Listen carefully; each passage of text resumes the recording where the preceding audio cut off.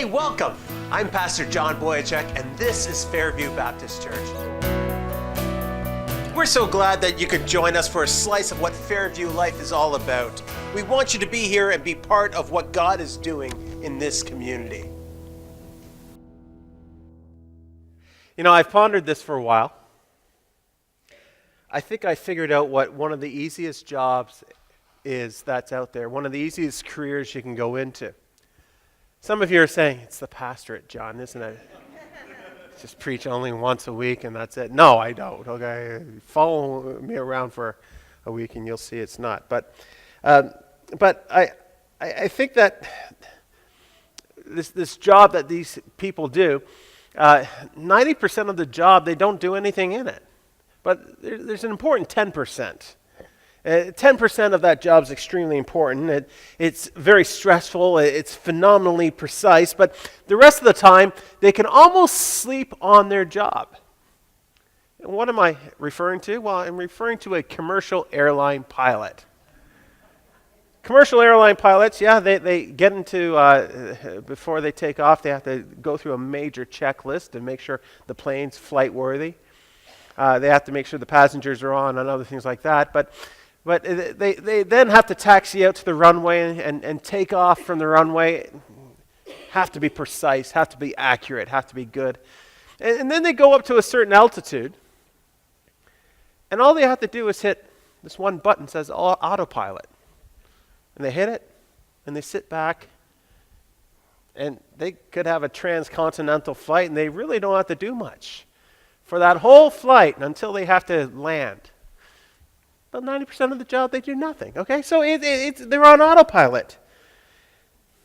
Don't you wish you had a job like that?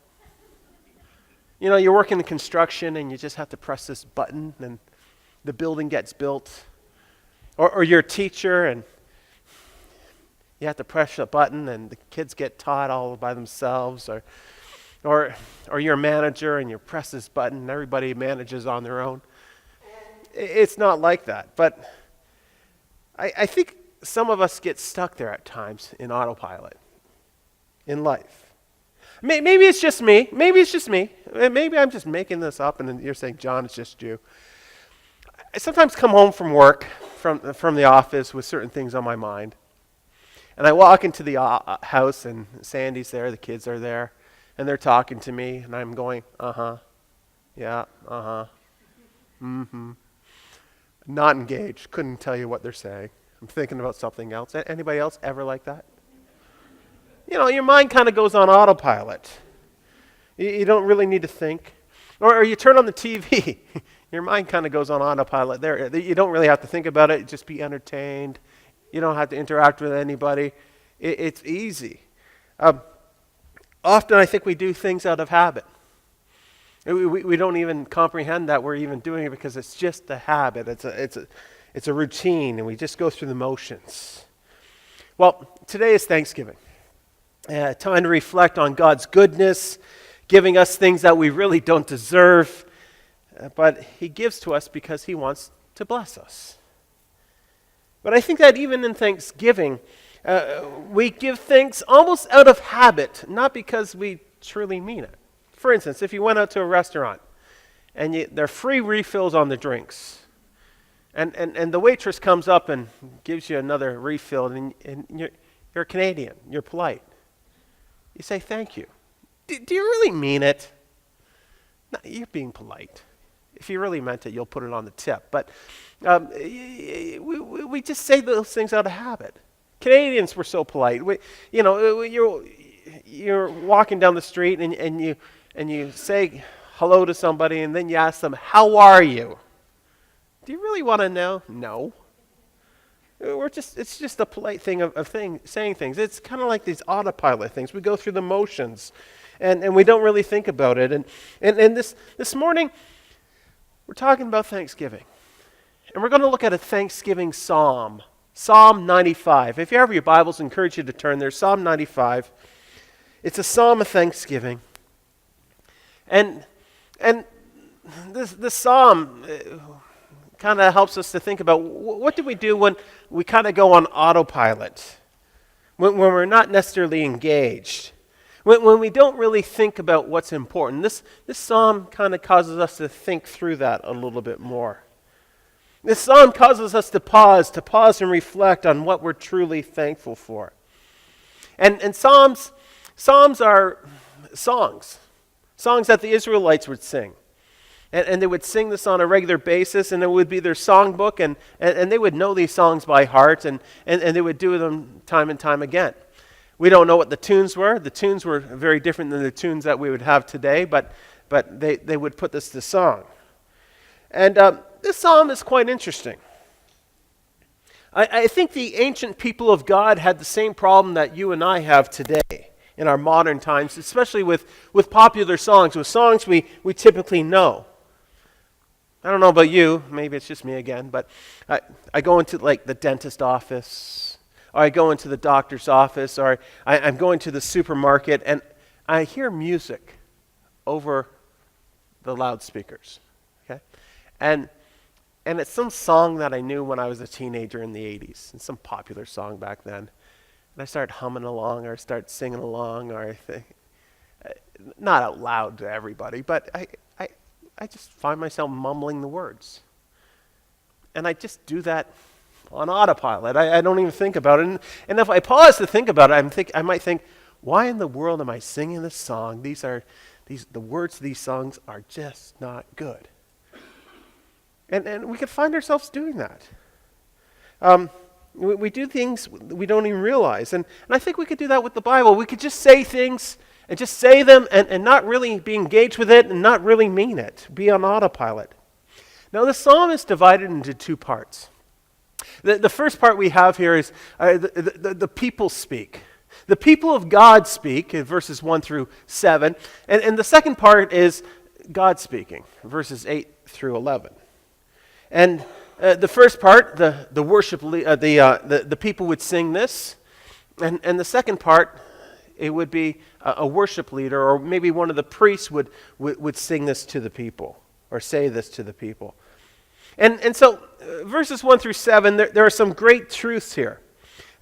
Follow along as I read this to you. It says this: "Come, let us sing for joy to the Lord. Let us shout aloud to the rock of our salvation. Let us come before him with thanksgiving and extol him with music and song. For the Lord is a great God, the great King above all gods. In his hands are the depths of the earth, and the mountains' peaks belong to him. The sea is his, for he made it. In his hands formed the dry land. Come, let us bow down and worship. Let us kneel before the Lord our Maker. For he is our God, and we are the people of his pasture, the flock under his care."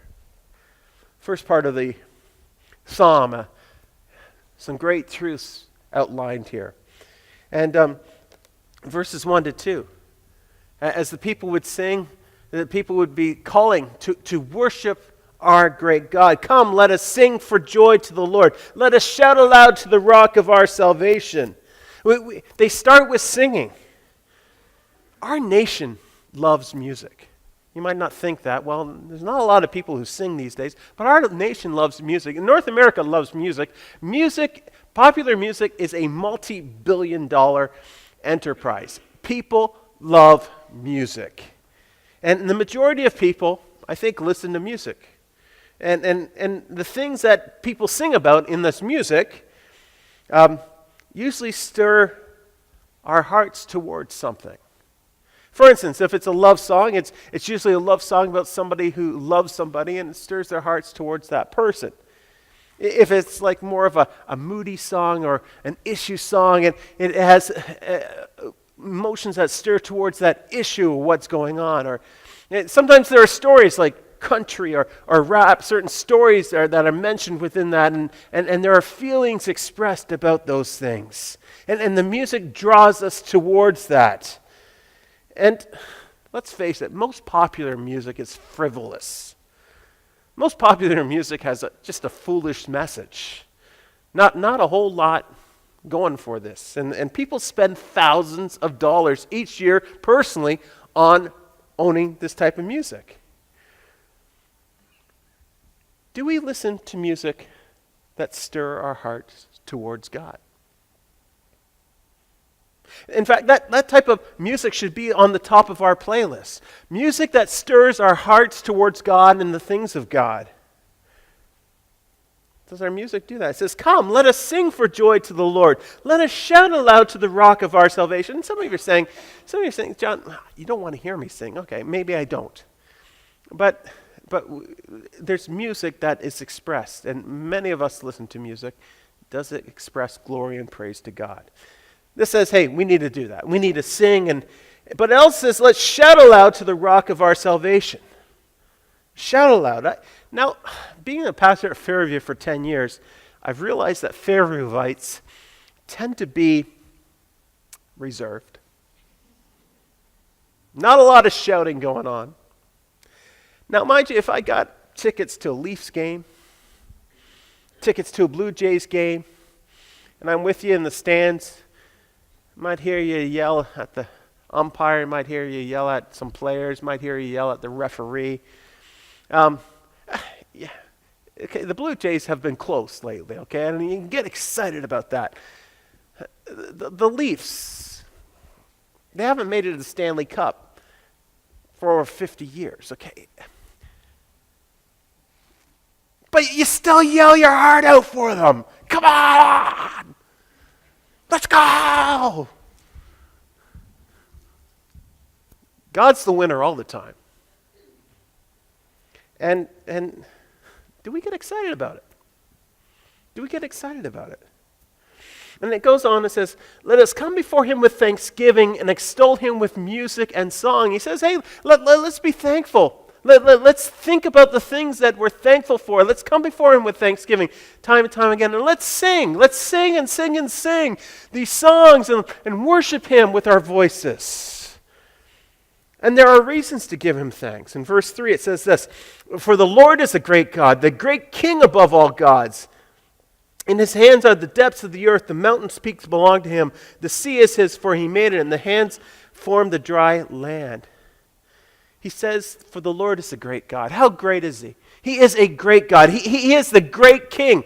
He is greater than any king, any ruler who was or ever will be. He's great. He's greater than Donald Trump. He's greater than Putin. He's greater than King Jong-il. He's greater than any ruler. But we're also told that he's greater than any gods. He's above all gods imagined in people's heads, all gods imagined on stone. I've been here a few times in my life, Mount Rushmore. It's a monument. If you go drive near it, you got to stop and see it. It's massive. And when you go to see it, you look up and it's in the black hills of North Dakota, and you look and you go, wow, that's huge. And if you see the trees underneath there, those trees are tall, like they're 40-foot trees. They're huge trees. They're not little scrub brushes.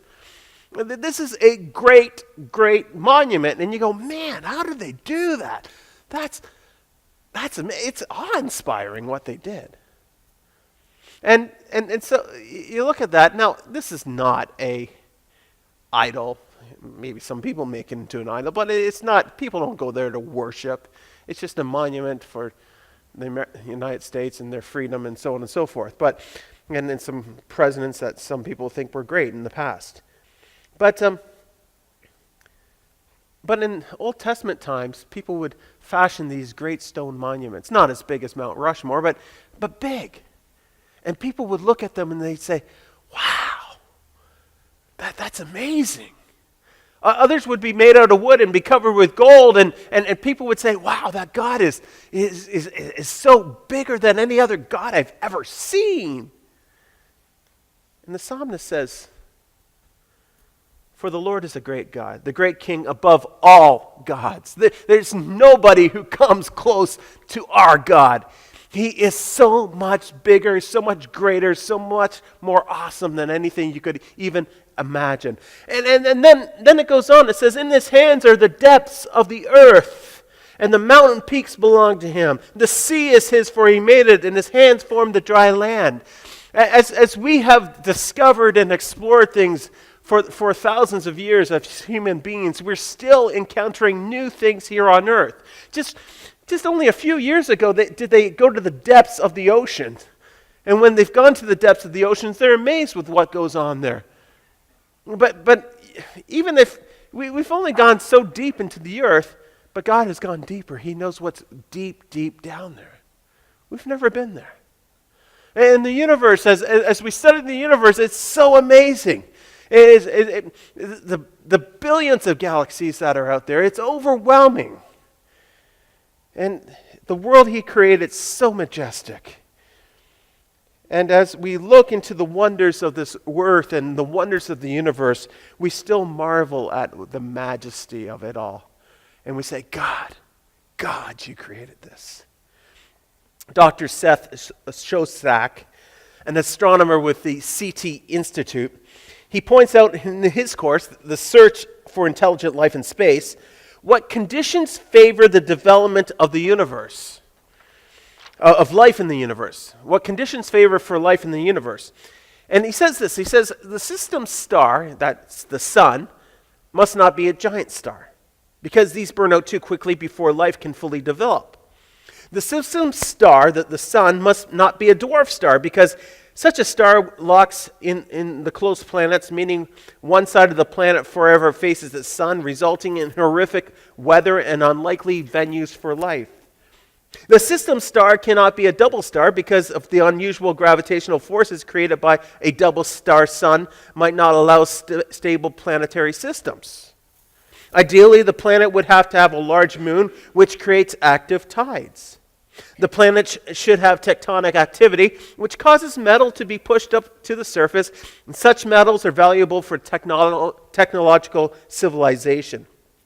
The planet should have a large planet farther out from its solar system, which is, by its great gravitational pull, cleans the inner solar system of deadly asteroids and comets. The planet should not have a highly elliptical orbit, which is unsuitable for incubating life. For life to live on the surface, the planet must have an atmosphere. Very small planets lose their air, and very large planet tends to support poisonous atmospheres. Earth-sized planets are ideal.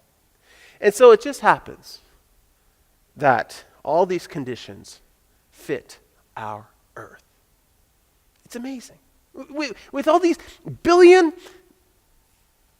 planets that they're looking at out in this galaxy, they still haven't found one quite like Earth. It's a wonder how he created this world. And we need to worship him because of that. And so the passage goes on, it says, "Come, let us worship and bow down. Let us kneel before the Lord our Maker. For he is our God, and we are the people of his pasture, the flock under his care." And we need to thank him because we're under his care. And he paints a picture for us as a shepherd caring for his sheep as he takes the sheep and causes them to eat and find water and he nourishes them and he brings health and safety to them. God is just like that for us, his sheep. And he's the gentle shepherd. What a great picture. What a great reason to worship God. How he cares for us, gives us health and love. And we can say this is a great passage. We can stop here. We can say, yes, thank you, God. And we can end and we can go home. The people have spoken, it is true, we thank God. And it seems to stop, it's good for the psalm to stop here. But it doesn't. If I were to put this psalm to music, I would probably start off the first part with kind of like the tune that many of us know. Come, let us worship and bow down. Let us kneel before the Lord our God, our Maker. You know, nice, melodious. You could sing that, right? And then you go, yeah. So, but from that, the tune would change. Instead of going to a key up, you'd probably go to a key minor. Instead of using a nice piano, you might just turn up an electric guitar and become a little bit louder. And it's this attention-getting type of music that you would start hearing as the tune has changed. In fact, you'd probably be a little bit disturbed with the change of music just because of what we see here. It says at the end of verse 7, it says, today, if you hear his voice, and this is God speaking, do not harden your hearts as you did at Meribah, as you did the day of Massah in the desert, where your fathers tested and tried me, though they had seen what I did. And for 40 years I was angry with that generation. I said, they are a people whose hearts are going astray. They have not known my ways, so I declared an oath in my anger, they shall never enter my rest. The end. I kind of liked it when I stopped at verse 7. Why is this here? It's disturbing. It kind of ruins the nice song. Why does it go into this part? Well, partly because we can go on autopilot. Partly because we can say words that mean nothing and we say, yes, we're thankful. Partly because we can forget certain things. Hey, people of God, you know how to say some nice words, but do you truly mean them? You say you're thankful to God, but are you truly thankful? I could say thanks, but do I live a grateful life? Do I live a life honoring to God? And he says, hey, people of God, take time to remember your ancestors. Remember your ancestors who left Egypt?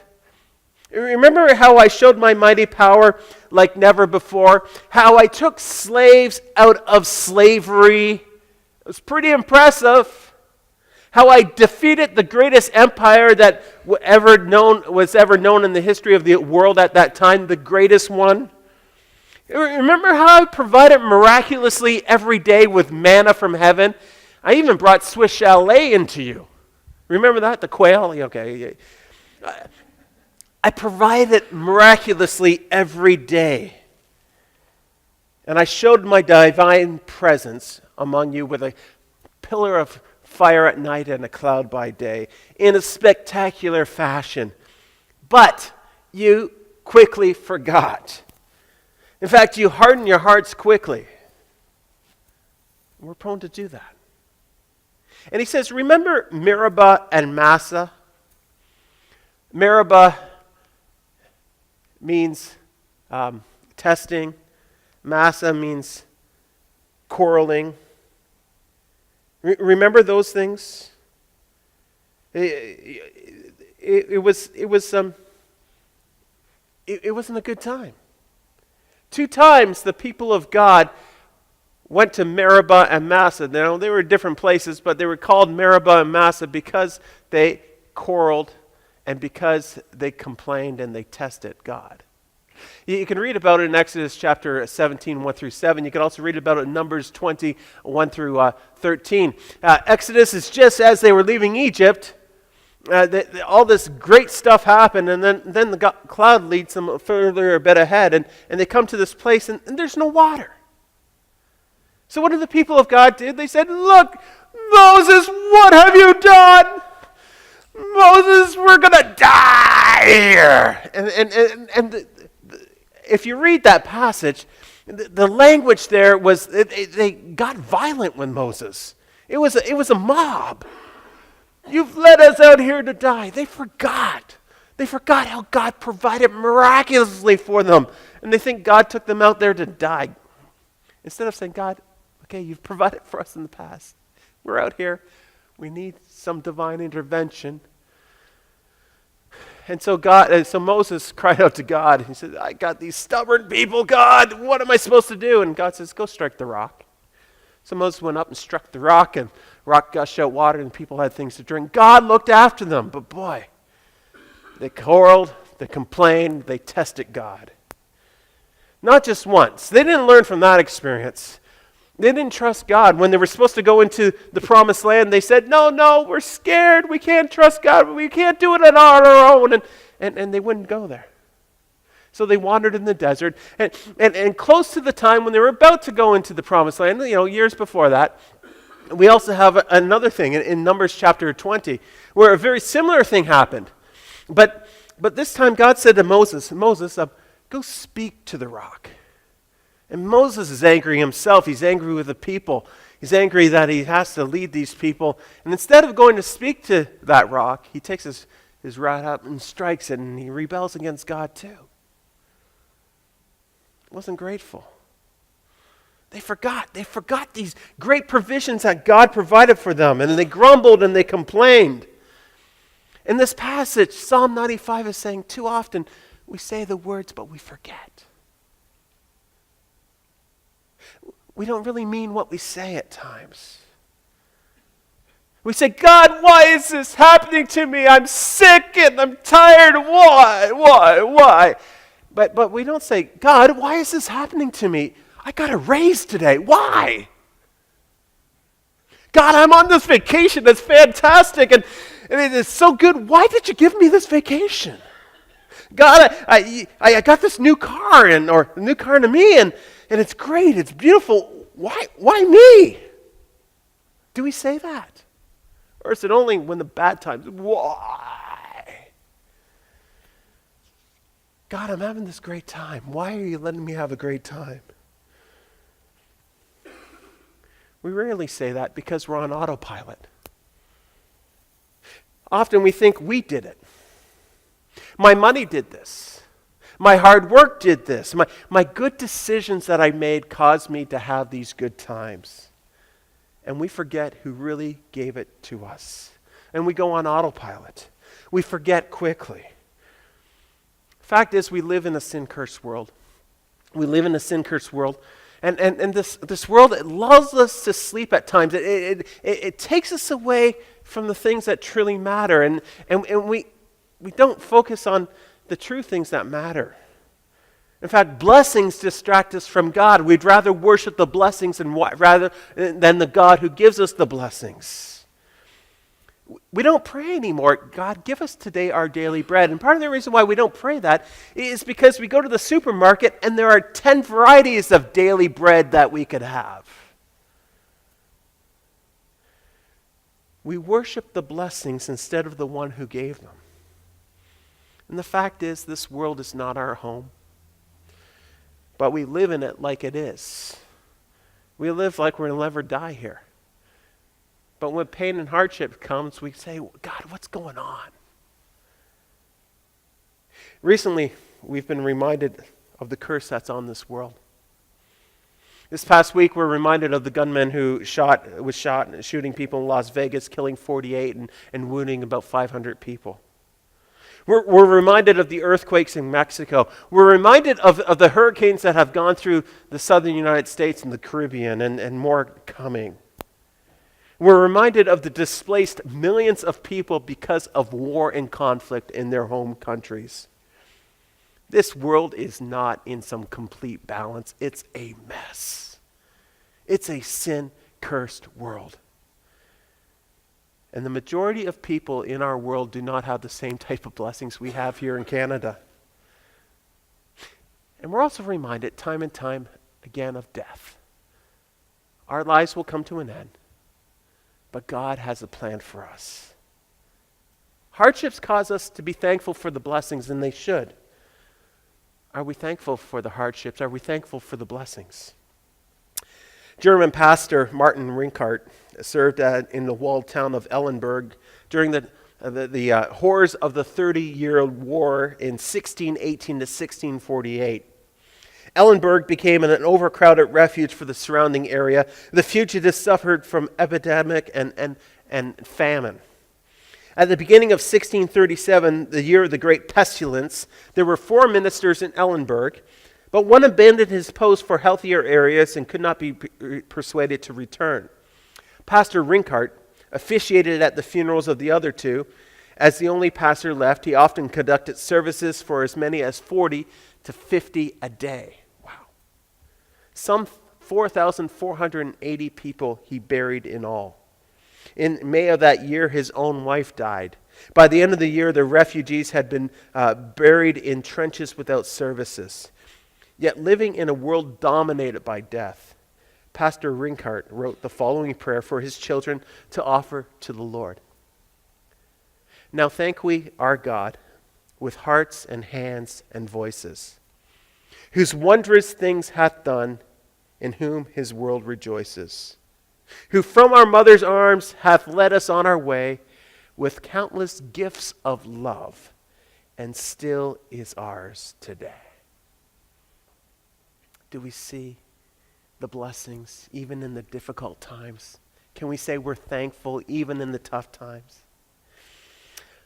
Psalm 95. I wondered if the writer of this psalm, as he was led by the Holy Spirit, I wonder why he didn't reverse it and just start off with talking about remember your ancestors so that the people would worship properly. It's a wake-up call. It's calling us, hey, remember to be thankful for everything that comes our way. Remember, God provides. Even in the bad times, God provides. So let's not forget. Let's not just say we're thankful on autopilot. Let's live our lives like we're truly thankful.